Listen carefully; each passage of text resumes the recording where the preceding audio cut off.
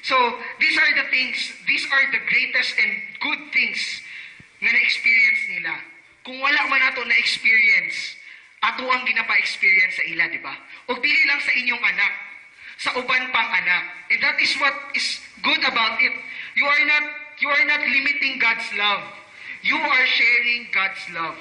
Being an instrument of His transformation.